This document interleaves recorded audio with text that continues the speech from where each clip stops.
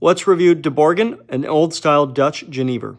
Deborgen is a Genever. A Genever is a Dutch spirit. It predates gin, often called the grandfather of gin. It is actually a malted spirit, typically aged longer term. This is 17 years, for example, in this bottle.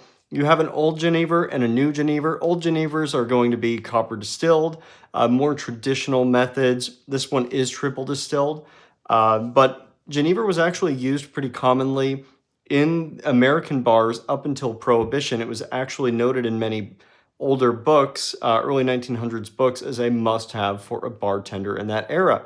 Since kind of fell off as gin grew more popular in the U.S. and is kind of a forgotten spirit, but let's talk about it and let's review it.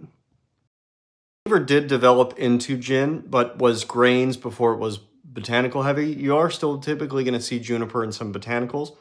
On the nose, it's very, very yeasty, doughy, has kind of a darker tone to it. You do get some fruitiness in there. I get just a touch of juniper berry, nothing crazy. It's not like a huge presence. You get just a touch of peach in this, a little bit of pear in there as well.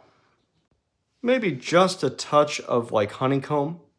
And the nose translates really well onto the palate. It's very, very yeast heavy. Definitely sweeter. Think sweet like Hawaiian roll type thing, but it's a little bit of a thicker viscosity as well.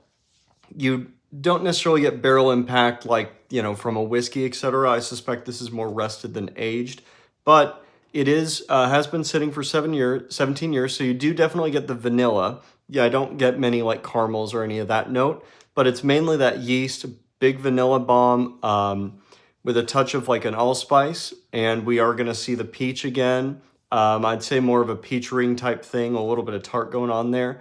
But overall, very, very sweet. It's super interesting, you know, being that it has some notes that you might find in a gin, but it's not as like botanical heavy and hot as a gin. For 80 proof, it drinks a little bit under, which is interesting. And this, you know, overall could make a really interesting cocktail, would be a great poolside kind of relaxing summer sipper.